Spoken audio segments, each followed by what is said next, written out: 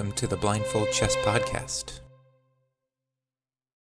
This week, we are looking at the opera writer and musician who documented chess books and endgames so well we are still using them today. Francois-Andre Danican Philidor came from a well-known musical family. His grandfather was given the nickname of Filidor by King Louis XIII of France because his oboe playing reminded him of the Italian oboist Filidor, spelt with an F, not a PH.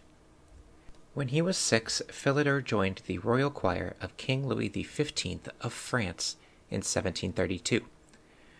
The story goes that Louis XV wanted to listen to the choir every day, so while waiting for the king, the kids would play chess to relieve their boredom. Philidor performed his first work directly for the king at the age of 11. When he was 14, his voice changed and he had to leave the royal choir. This started a life of excelling at a music career and a chess profession at the same time. In the 1740s, he worked in Paris as a performer, teacher, and music copyist. On the side, he played at the Café de la Régence, where he played chess against his friends like Benjamin Franklin, Jean-Jacques Rousseau, and François Voltaire, among others.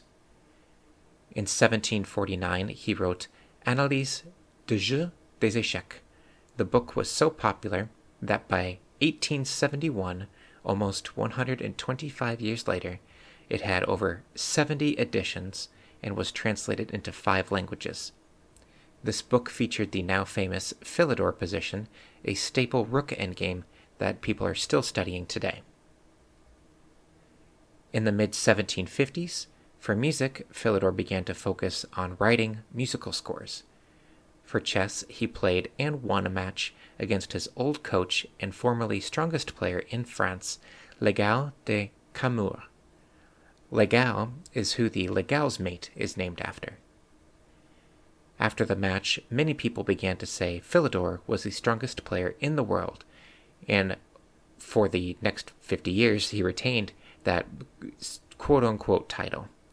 They did not have a formal world championship cycle for another 80 years, so whoever the strongest player was determined by word of mouth.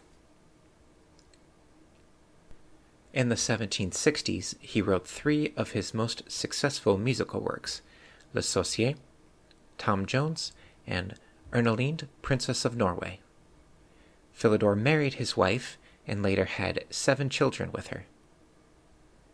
In the 1770s, the Freemasons' Hall in London hosted Philidor's first performance of Carmen Sauclier. Chess was not considered a profession during this era, but Philidor was receiving payment from the London chess clubs for his residency / the lessons that he gave from February to June every year. On May 9th of 1783, he played 3 blindfold chess games at once. Philidor had the players sign affidavits as he thought future generations would not believe this feat would be possible. In 1792, he was forced to leave France due to the French Revolution because his name was on the revolutionary banishment list due to his family's attachment to the king's service. 3 years later, Philidor passed away at the age of 68, having left his mark on opera and chess in monumental ways. He was amongst the leading opera composers of the time, writing 20 opera comiques and 2 tragiques lyriques. And the Philidor defense, which is e4, e5, knight f3, pawn to d6, is named after him. During an era of sacrificing pawns, Philidor used his pawns to solidify a position, like controlling squares or like to form pawn chains, and he wanted to avoid having weaknesses with them, be that both backward and isolated. These ideas later became mainstream in the 1920s, 200 years ahead of his era, drawing controversy from his peers. His quote of "Les pions sont de l'ami du jeu," or pawns are the soul of the game, is still referenced in middle game strategy today. This week, we are looking at an odds game, where Francois-Andre Danican, Philidor, is going against Cotter from 1789. In this game, white does not have a rook on A1. Now, if we're ready, let's begin. 1. Pawn to E4. Pawn to E5. 2. Pawn to F4. Pawn to D5. 3. Knight F3. This variation of the Falkbeer counter gambit prevents black from being able to throw in the queen to H4 check while still keeping all the tension in the center.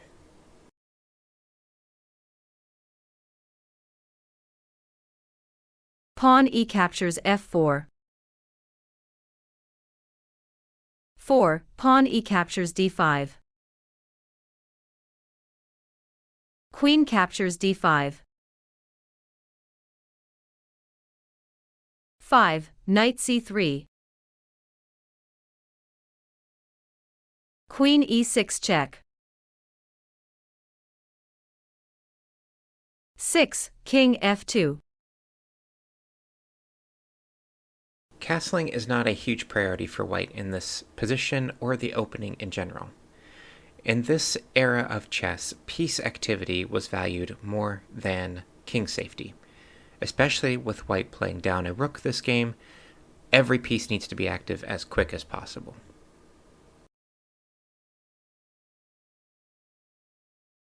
Bishop E7.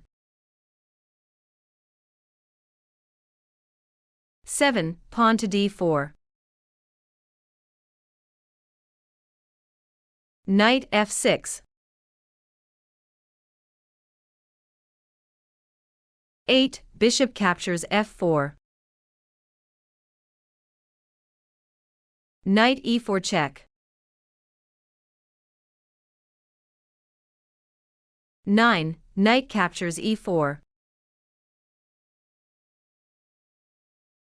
Queen captures E4. 10. Bishop captures C7.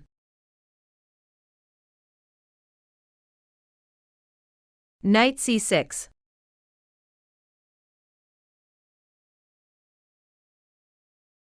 11. Bishop D3.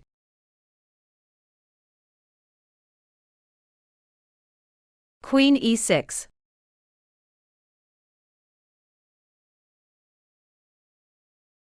12. Rook E1.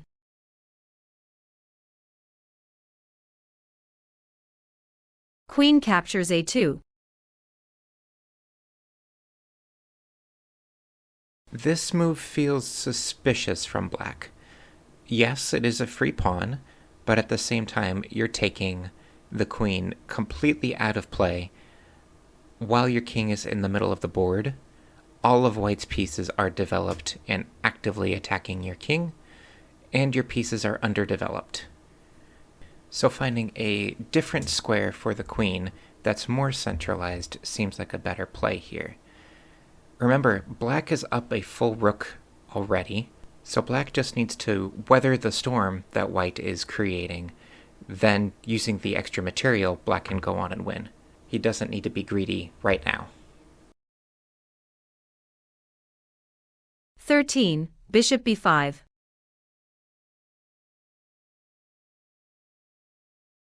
Bishop D7.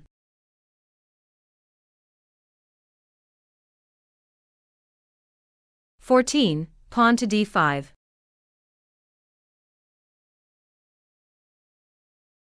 Queen captures B2.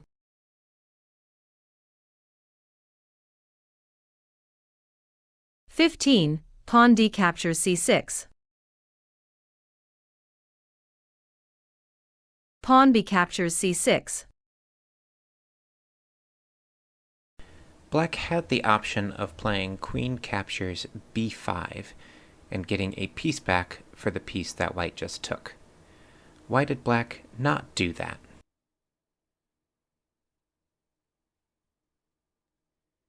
The answer is he would get checkmated. After black were to play queen captures b5, white would play queen captures d7 check, king to f8, queen captures e7 check, king to g8, queen to e8 check, rook captures e8, and rook captures e8 checkmate. So capturing the pawn seemed like the better idea.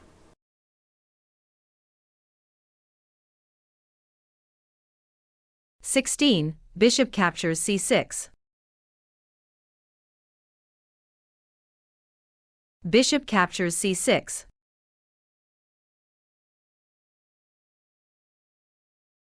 (17) Rook captures e7 check.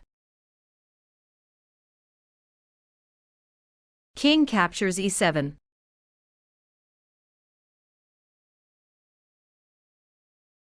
(18) Queen d6 check.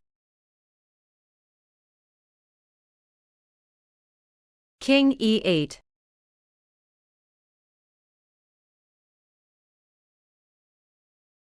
(19) Queen captures c6 check. King e7.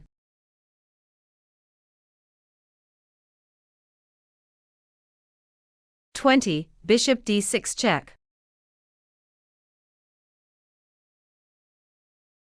King d8.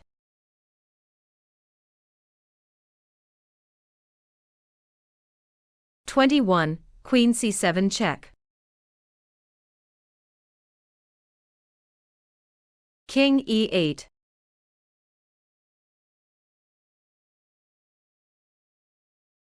(22) Queen e7 checkmate. Black resigns.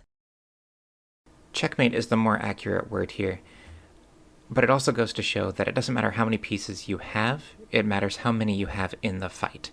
So white is currently down 2 exchanges and a pawn, and his king is a little bit loose, but at the same time, the black queen is out of play on b2, and the 2 black rooks are still on their starting square, and the black king is still on its starting square. Grandmaster and Chess Hall of Fame author Andrew Soltis wrote that Philidor, quote, was the best player in the world for 50 years. In fact, he was probably 200 rating points better than anyone else yet alive, end quote. That is such an incredible part of our game that people from almost 300 years ago placed their mark on it, and we still reference and grow from it. So that is all that we have for this week. Tune in next time, where we will continue to work on our blindfold skills and look at another game of the Masters.